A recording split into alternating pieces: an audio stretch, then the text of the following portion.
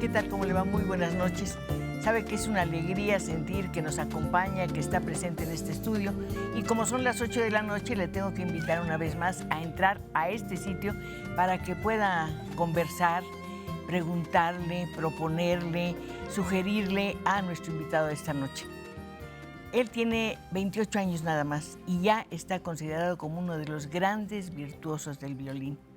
Él es mexicano, se llama Alfredo Reyes. Y ¿sabe qué? Lo vamos a escuchar en una primera interpretación. Es más clara, más amplia, más profunda, más descriptiva que cualquier palabra o cualquier frase que yo pueda decir en este momento para señalar o subrayar la calidad de nuestro invitado de esta noche. No olvide su nombre, o a lo mejor ya lo conoce, ¿sí? Alfredo Reyes. Adelante, por favor, Alfredo.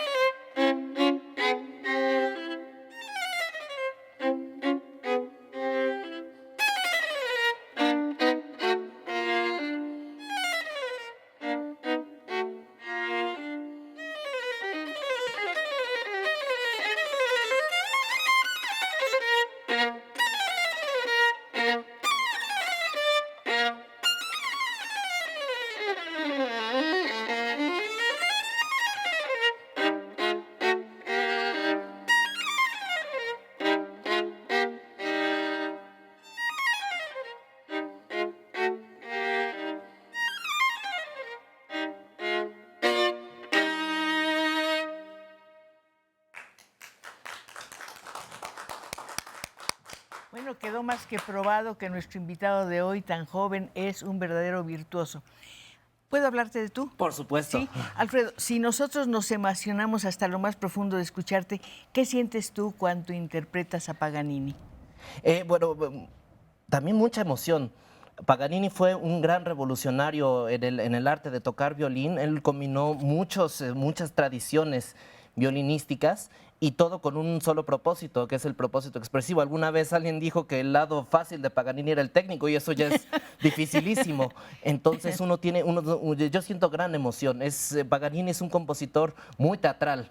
Siempre ¿Por qué teatral? ¿Por qué lo está calificas? profundamente influido por los grandes operistas de la época, sobre todo Gioacchino Rossini, Gaetano Donizetti, y en su música, incluso en estos caprichos que son probablemente los más Clásicos, difíciles, sí. sí, los clásicos, siempre hay esta influencia de teatro. Aparte, Paganini era una persona que siempre cuidaba mucho los detalles de cómo aparecer en el escenario. Y ¿En qué sentido? ¿En qué sentido? verlo tocar era muy teatral. Ahí es esta famosísima anécdota que estaba tocando y se le rompieron todas las cuerdas y él muy teatralmente como que las quitó y empezó a tocar todo en la cuerda sol. Pero todo tenía un propósito expresivo, llevar la música para violín a un nivel expresivo que jamás se había visto y por eso deslumbró a tantos contemporáneos como Franz Liszt, como a Schubert, Cuando como a uno está Schumann. tocando, piensa en las notas, separada, aisladamente, las lee, las recupera, ¿cómo las vives? ¿Cómo las sientes? En mi caso, esto es un trabajo muy personal. Sin embargo, en mi caso, yo procuro imaginármelo en mi cabeza una milésima de segundo antes de lo que ocurra. Es como un Entonces, fotógrafo, tiene que tomar la foto un segundo antes de que sí, ocurra la sí, escena. un segundo antes, escuchar dentro de mi cabeza y sí, dentro de mi cabeza, qué es lo que quiero escuchar. ¿Eres memorioso? Pues sí, me gusta memorizar. No, pero además no solamente, tienes una capacidad que debe tener el músico, me imagino. Sí, sí, sí, para nosotros aprender de memoria es un proceso normal. En lo personal yo lo siento más cómodo porque así uno se puede concentrar en todos los problemas que conlleva cualquier pieza y no solo me gusta, en mi caso no solo me gusta memorizar las notas, obviamente, sino cada sensación, sobre todo cuando tocamos un instrumento, generalmente también trabajamos sobre todo con sensaciones. ¿Qué se sintió en el momento en el que nos gustó el resultado? Sí, pero ¿Qué hay fue lo algo, que se sintió? hablando de sensaciones, habrás interpretado muchas veces a Paganini y lo harás nuevamente, pero en cada ocasión será distinta la sensación y tu relación con el músico. Sí, por supuesto. Cuando afortunadamente yo empecé a tocar Paganini desde joven. Cuando uno es joven, me sí, encantas. pero cuando uno es joven uno está más concentrado en sacar un buen resultado, que los pasajes salgan. En este caso ya estoy procurando más expresar algo. Expresar algo, no solo, ¿qué significa, por ejemplo, una escala virtuosa? No es solo una escala virtuosa, contribuye a la expresión de la pieza. ¿Te quieres alejar un poco más de la técnica? Bueno, la técnica siempre tiene que estar ahí, aunque nuestro propósito Que no se note. Sí, que no se note. Mientras menos se note, mejor salió. Mientras nuestro propósito no es tocar escalas bien afinadas. Nuestro propósito es comunicarnos con el público. Traducir expresar lo que algo. dicen esas escalas. Exactamente. ¿Por qué las escribió? No están ahí nada más así, sino que tienen siempre un propósito expresivo. Bueno, yo quiero que nuestros amigos lleguen a este estudio a través de nuestras líneas telefónicas y le digan a este joven virtuoso mexicano qué sienten de escucharlo, qué sienten de ver cómo toca, su concentración, su conocimiento, su relación con la música. Así que estamos listos para escucharlos. Hay una violinista muy famosa que se llama Helen Smith, es francesa, creo. Ella estuvo aquí el año pasado y ella decía que el instrumento perfecto por excelencia es el violín, que desde su surgimiento realmente no ha tenido modificaciones. Y dice una frase que me gusta mucho, que surge de la espuma como Venus. Pues qué buena frase, sí, exactamente. Y el violín ha sufrido, el instrumento ha sufrido pocas alteraciones. El que sí ha sufrido alteraciones es el arco. Antes era bastante más curvo. Sin embargo, aproximadamente en 1770 en Francia se inventó esta forma de arco. Ese cambio es un cambio también en el sonido. Sí, produce un sonido mucho más potente. Y lamentablemente instrumentos tan hermosos como la viola da gamba no se adaptaron a las exigencias de la música posterior y por eso cayeron en desuso. No así afortunadamente el violín, gracias a este cambio que se dio en el arco. ¿De qué está hecho el arco? El arco es madera, ¿Qué simplemente. madera? Pueden ser distintos tipos y la cerda con lo que se toca es cola de caballo y se le tiene que agregar brea, que es como corteza de árbol, porque si no, no se, la cerda en sí es resbalosa, entonces la brea hace que encaje bien a la cuerda. Te lo pregunté porque espero que haya muchos niños viendo este programa y que se sientan estimulados por tu presencia, por tus interpretaciones y que se acerquen a la música. Y desde luego querrán saber, bueno, cómo es un instrumento musical. A lo mejor hay muchos niños que nunca han visto de cerca un violín o un arco y ahora tú se los estás describiendo. Y hablando de niños, me emociona mucho pensar que fuiste solista a los 6 años de edad. Imagínate, quiero imaginarme cómo habrás visto el mundo desde ese escenario en que tú eras la figura central a los 6 años y después en Europa a los 13, solista también. Empezaste una vida muy brillante desde muy pronto. Pues bueno, yo empecé con la música desde muy pronto. A los 3 años con tus papás Sí, así estudiaste. es, vengo de una familia de músicos. Mi papá es violista, toca en la Orquesta Filarmónica de la Ciudad de Y México. tu mamá está aquí, es un honor para Sí. nosotros contar con su presencia, maestra Svetlana. Mucho gusto, de verdad. Mi mamá es pianista, Claro. da clase en el Conservatorio Nacional Es de tu Música. maestra, fue tu maestra. Sí, cuando yo en aquella época tocaba piano, pero pues, después me decidí por el violín. Entonces, y aún antes de empezar a tocar. Antes de empezar tenemos que hacer un corte, ¿qué te claro que parece? sí. ¿Sí?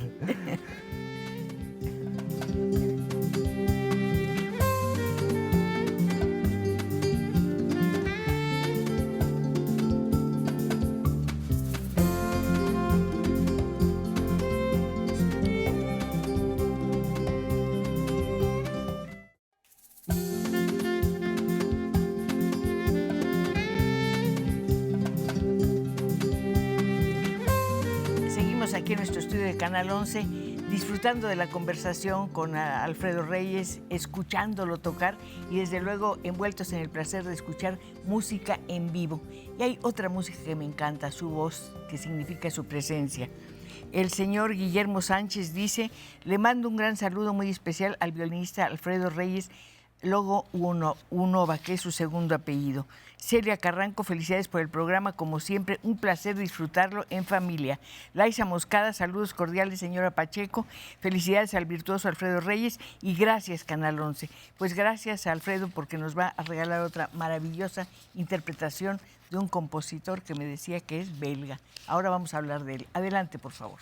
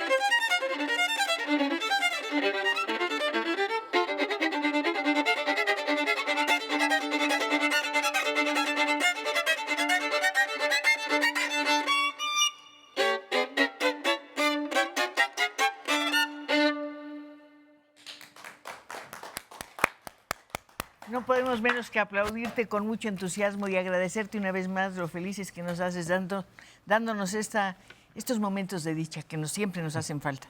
Nos limpian, nos ayudan y nos dan esperanzas. Y yo tengo esperanzas de que recibas muchas más llamadas. Te voy a decir lo que te comentan tus admiradores. ¿Estás de acuerdo? Dice Luz María Jiménez. Quiero felicitar a Alfredo Reyes por sus logros y sus éxitos. Soy mamá de uno de sus excompañeras de colegio y nos da mucho gusto saber que ha llegado tan alto, y felicitar a la señorita Pacheco por su programa. Muchas gracias. La familia Cocheto dice: felicidades al violinista Alfredo Logounova de parte de la familia Coeto. Muchas gracias. ¿Está bien? Jorge León Guzmán: soy amante del violín y le mando un saludo muy especial al invitado Alfredo Reyes. Gabriel Aragón: cada viernes es una sorpresa diferente. Le mando un saludo muy especial al invitado Alfredo Reyes Logounova. Porfirio Sosa: le mando un saludo muy especial a la señora Pacheco. Muchas gracias, y quisiera ver si el invitado podría interpretar la campanela de Niccolò Paganini. Bueno, me imagino que en este momento no está en tu trabajo. La manejo, pero no la preparé para hoy.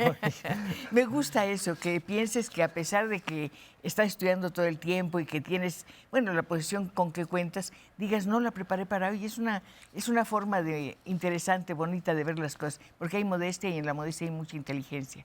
Muchas gracias, pero es que estamos manejando un repertorio dificilísimo, y a pesar de que las veces que, aún si uno las toca muchas veces, siempre incluso está más difícil que el anterior, porque uno empieza a darse cuenta de más cosas. Claro, has dicho muchas cosas respecto de tu trabajo, de tu profesión. Dices: el violín es un instrumento sumamente difícil. Me pone nervioso cada vez que me presento, pero no tengo miedo. Me gustaría que lo aclararas. Bueno, los nervios yo creo que es normal. Cualquier persona que se presente ante un escenario sabe que es normal. Uno siente una gran responsabilidad hacia el público y hacia el arte mismo, de hacer siempre lo mejor. Sin embargo, uno debe de canalizar esos nervios, por así decirlo, en energía, en dar lo máximo cada vez que uno se presenta en el público, de tal manera que el público tenga una gran experiencia al escuchar música. Entiendo que en tu debut eras un niño de 6 años, no podías, no sé, racionalizar todas estas situaciones de que estamos hablando. No sé cómo te sentiste en este momento, no sé cómo viviste tu miedo escénico, debes haberlo tenido. En aquella época no, bueno, uno es niño en aquella época, y aparte... Sí, pero te da miedo que te va a ver el público, que te van a oír. Estás haciendo algo que nunca has hecho y que no hacen otros niños. Bueno, la verdad es que no pensé en eso. Y aparte, pues me entusiasmaba muchísimo la idea, porque incluso antes de empezar con el violín, yo ya había visto a grandes violinistas, a Jascha Heifetz, a David Oistrakh, a Kogan, a Isaac Stern, a Nathan Milstein, a todos ellos los había visto, y prácticamente crecí viendo sus videos, y eran conciertos, ¿no? Entonces me entusiasmaba mucho hacer lo que ellos hacían. Y lo hiciste maravillosamente bien. ¿Y cómo escuchaste el aplauso? Porque también comentaste en una entrevista reciente: este trabajo es muy duro, es muy difícil, pero la compensación de verte aplaudido es increíble. Más que verse aplaudido, en realidad es que interpretado, correspondido. Sí, correspondido, porque cuando uno sube a un escenario, uno lo que intenta siempre es establecer una conexión con el público. Y si el público lo agradece, significa que algo de esa conexión se logró, y el público entendió lo que uno quería decir, sin palabras, pero con un instrumento. Pero además el idioma de la música es maravilloso, todos lo podemos entender. Yo Sí, trato de imaginarme a un niño que se mete en este maravilloso mundo de la música y que está rodeado de los sonidos del mundo. ¿Cómo será esa experiencia, ese contraste? No me lo digas porque hay un corte. Qué bueno, ¿verdad? No.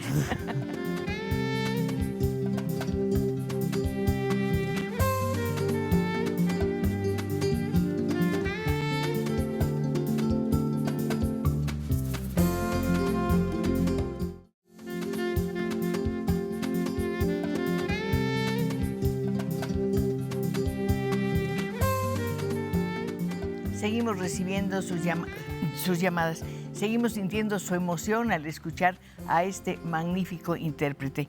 La señora Estela Mayoral dice: felicito a la señora Pacheco y ojalá que el invitado Alfredo Reyes sea la inspiración para muchos jóvenes.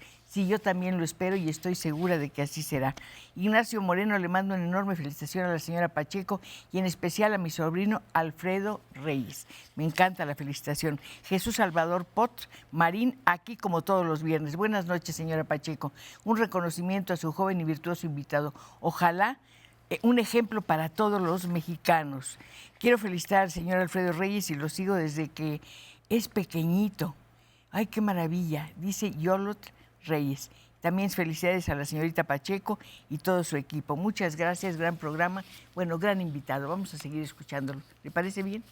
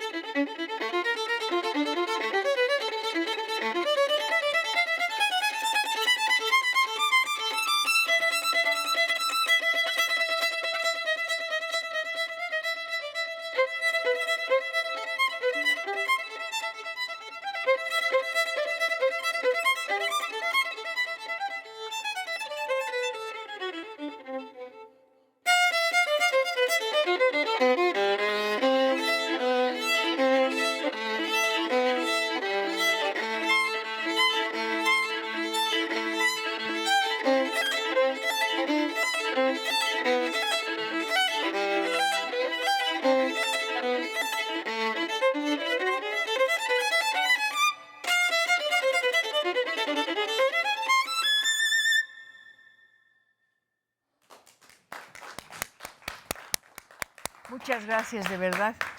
Fueron momentos maravillosos y es maravilloso pensar en la respuesta del público. Pero tú me ibas a contar una anécdota hace un momentito porque estábamos hablando del sonido y la música.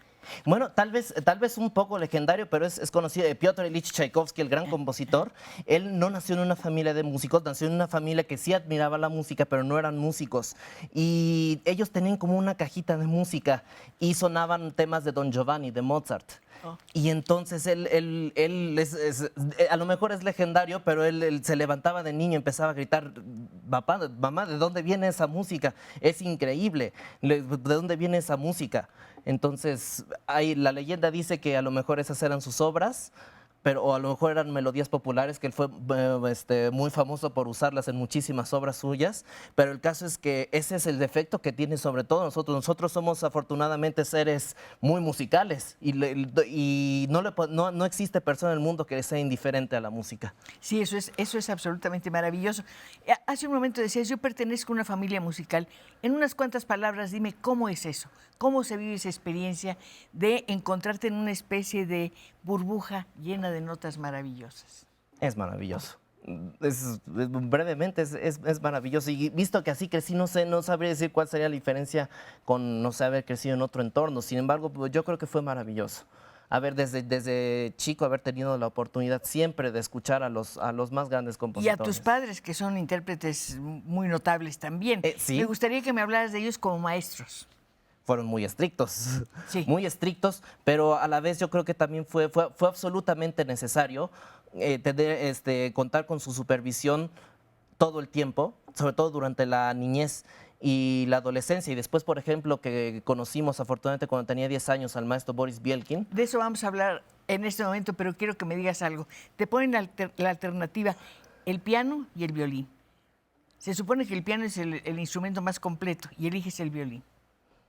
En ciertos, no creo que se puede Yo decir que tampoco lo creo, este u otro instrumento es el más completo. Hay dificultades en el piano, otras en el violín. Por ejemplo, el piano no puede vibrar, el violín sí. Entonces, siempre me gustó más el violín. Aunque el entrenamiento de piano siempre es muy necesario para los músicos, ya que nos ayuda siempre nos acostumbra a escuchar varias voces, a llevar melodías, a distinguir voces unas de otras. Sin embargo, como el violín, para mí ninguno. Además se nota hasta en la forma en que lo tomas. Y ahora hablemos de una persona que ha sido muy importante en tu vida, el maestro Boris. Pues el maestro Boris Bielkin lo conocimos aquí en México, Sí. vino a tocar con la FUNAM, el primer concierto de Shostakovich, esto fue en 2001, y afortunadamente me aceptó como uno de sus alumnos, y yo creo que fue... ¿Te hizo alguna prueba previa Sí, para sí, aceptarte? para entrar a la Academia Quillana. Ya nos había dicho que se requería un examen de admisión porque es una de las academias de verano musicales más prestigiadas del mundo. Entonces hice un examen de admisión y afortunadamente me aceptó. ¿Cómo es ir a esa academia? ¿Perdón? ¿Cómo es ir a esa escuela, a esa academia? ¿Cómo es el ambiente? El ambiente es increíble, es un palacio renacentista que es a la vez está en una torre medieval, una ciudad hermosa de la Toscana que se llama Siena y es una experiencia muy estimulante. Uno está rodeado de los más grandes músicos. Ahí da clase ni más ni menos que, por ejemplo, de cello Antonio Meneses, David Geringas, en piano Lilia Silberstein. Y uno entra y uno está rodeado de música, de gente estudiando, dando lo mejor de sí. Y aparte, pues los salones se llaman Verdi, Busoni, Bottesini, Puccini. ¿Cómo eran las clases? Las clases son muy duras con él, con el maestro, es muy exigente. Siempre él pone mucho énfasis en la atención al detalle y, por supuesto, la idea de que la música es el máximo objetivo que tenemos, no es la técnica. Por eso la técnica tiene que ser una base increíblemente sólida para ya poder expresarnos. Tú comentabas también que el maestro Boris tiene una característica, puede combinar la escuela clásica con la rusa, que es muy exigente. Eso decías tú en una entrevista. Hay varias escuelas, pero la más destacada del siglo XX fue la escuela rusa soviética. Sin embargo, después él migró a Occidente. Él fue alumno allá en la Unión Soviética del mejor maestro que había, Yuri Yankelevich. Sin embargo, después migró a Occidente y estuvo en contacto con otra tradición musical que lamentablemente después de cuando se levantó la famosa cortina de hierro, el bloque socialista se cerró. Entonces había muy poco contacto con músicos occidentales. Él al migrar empezó a tener contacto ni más ni con Isaac Stern, con Leonard Bernstein, con Bernard Haitink y eso también se lo moldeó mucho y creció. Él mismo dice que cómo creció musicalmente después de salir. Y entonces él es la combinación perfecta, por así decirlo, del increíble rigor técnico de la escuela soviética, que pues como sabemos los grandes ganadores de los concursos de aquella época, la mayoría eran soviéticos: Víctor Tretiakov, Vladimir Spivakov, Gidon Kremer, gran violinista, alumno de David Oistrakh, pero a la vez combinando aquel refinamiento en el caso de Mozart, que estuvo en Salzburg, de su contacto con Leonard Bernstein y sobre todo su rigor en el sentido de exactamente tocar lo que está escrito, saber interpretar exactamente lo que el compositor quiere decir en base a las indicaciones que dio en la partitura. Sin aportaciones, sin improvisación, nada. Bueno, improvisación hay siempre, en primera porque cada concierto es diferente, sin embargo la base siempre es lo que el compositor puso. Nosotros, en palabras de Leonard Bernstein, somos prácticamente esclavos o sirvientes de lo que el compositor puso, porque él plasmó en papel y trajo a la vida lo que él se imaginaba. Nosotros tenemos que servir ese propósito. Para conocer una obra tienes que conocer la vida del compositor. Sí, sin duda, y no solo su vida. Pienso en Shostakovich. Uy, ni más ni menos. No solo su vida, su entorno, su país. Su vida y lo que pasó con él. Sí. En el caso de Shostakovich, todo lo que tuvo que vivir. En primera, siendo un niño prodigio, siendo aceptado muy joven, escribiendo la primera sinfonía a los 19 años, una cosa es una obra demencial, es increíble que alguien de 19 años pueda escribir eso, recibiendo elogios por parte de Alban Berg, de Bruno Walter, de los más grandes, y después siendo reprimido de esa manera, que él temió por su vida varias veces. ¿Y cómo respondió él? Siempre creando música y respondiendo siempre como el gran artista. Además, que él era. reflejó todo lo que le pasaba y pasaba en su mundo en esa música. Por Que supuesto. es muy fuerte. Es A muy veces es fuerte. burlona, es juguetona. Sí, pero a la vez siempre se nota ese terror Sí, en es muchas macabro. obras se siente terror, se siente como si alguien te estuviera persiguiendo. El ejemplo que ahorita más cercano es a mí es el segundo movimiento del primer concierto para violín, cuando él escribe muchos fugatos y de veras el efecto es que alguien te está siguiendo. Hay un concierto que dura 45 minutos y decías, entre otras cosas, de ahí deriva su dificultad. ¿Quién aguanta tocando un concierto de violín 45 minutos? Sí, y aparte es emocionalmente muy pesado, aparte ni hablar de técnicamente, que se lo Sí, escribió para David Oistrakh, que era de los más además, la grandes. interpretación es la mejor, yo la vi y es extraordinaria. Pero aparte emocionalmente es muy duro de tocar. Pues, este Entonces efecto de descansa un la... poco en un corte. Así descansas.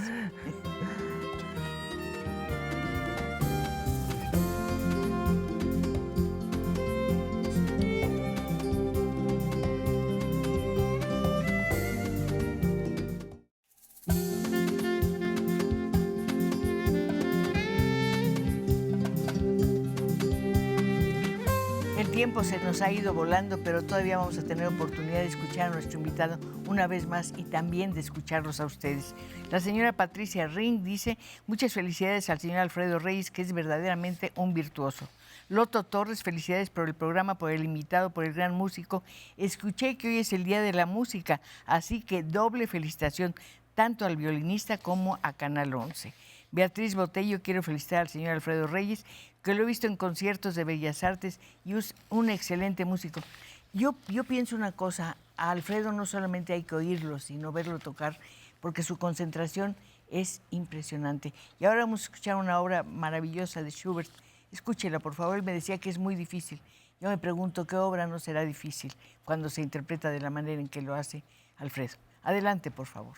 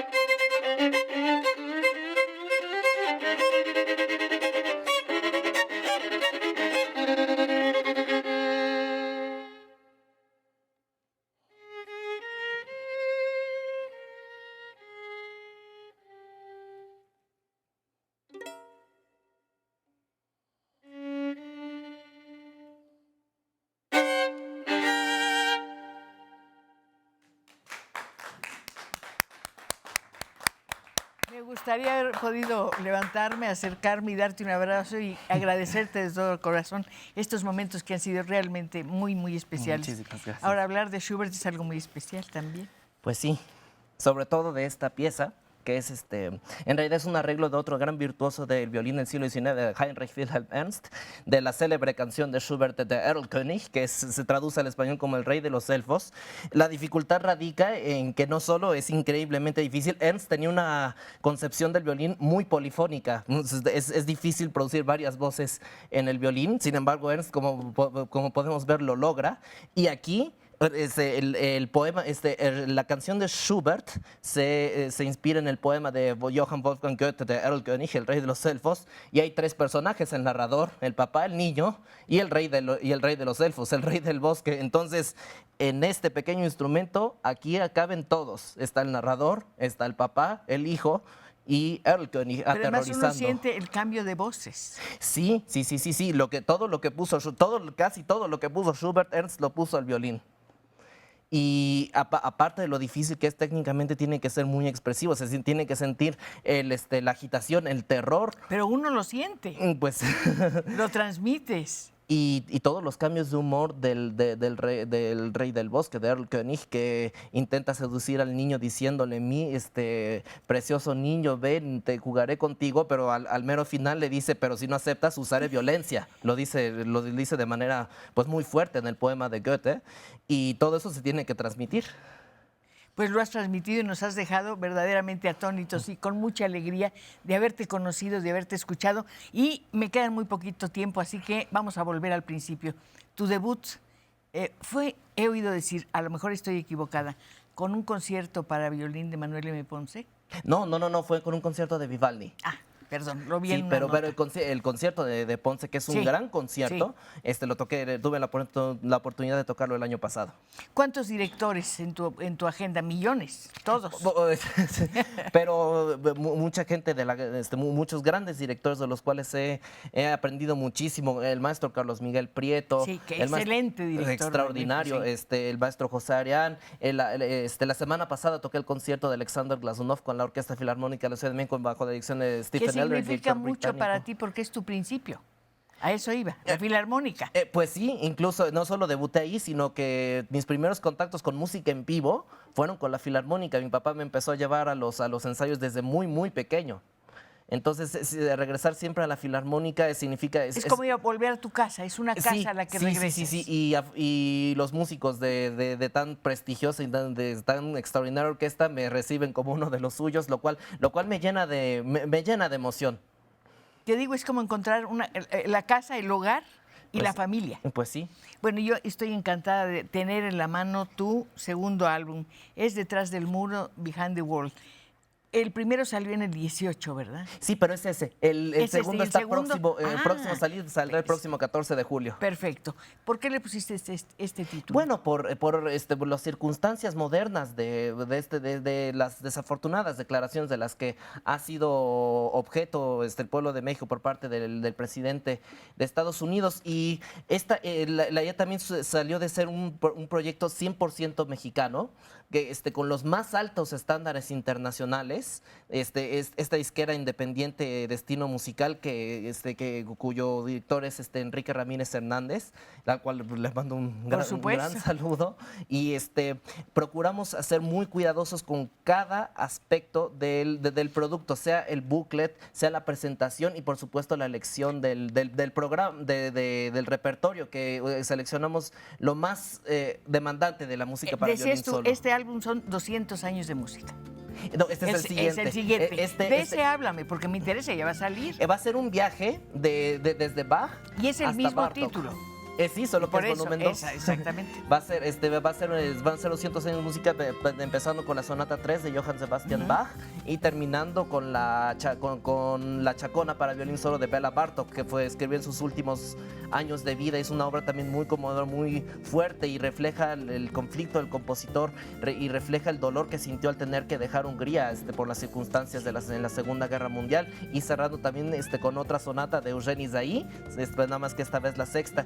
Y pasaremos por 4 caprichos de Niccolò Paganini y una preciosa pieza de Fritz Kreisler, del gran virtuoso. Ya quiero que salga, todos queremos que salga ya rápidamente. ¿Tienes en la mira algún compositor? Porque has interpretado obras de muchos compositores contemporáneos, las has estrenado, que eso es muy importante, son varias, 2 o 3, ¿no? Así es, estrené hace 2 años estrené el concierto de Alexis Aranda, con la Orquesta Sinfónica Nacional y el maestro Carlos Miguel Prieto. Pero es muy bonito apostar a los jóvenes compositores. Pues sí. Es tenerles una confianza. No ha pasado el tiempo, no han pasado la prueba del tiempo, y sin embargo, tú estás diciendo, yo pongo mi talento para interpretarlos, me pongo a sus órdenes, es una cosa maravillosa. ¿Te interesa la composición? Es otra profesión. A mí me gusta comparar lo que nosotros hacemos los instrumentistas con la restauración de obras, de que nosotros no las creamos, sino que las interpretamos y damos algo de una impronta personal. Yo no puedo hacer más que despedirme, porque ya se me acabó el tiempo. No sabes cuánto te agradezco tu presencia en este programa. Lo que nos has dicho a través de tus interpretaciones es invaluable. Gracias, de verdad. Muchísimas gracias. Éxito. Espero que nos veamos muy pronto. Y a ustedes espero verlos el próximo viernes para seguir conversando. Hasta entonces, muchas gracias. Esto es para ti, para tus fans.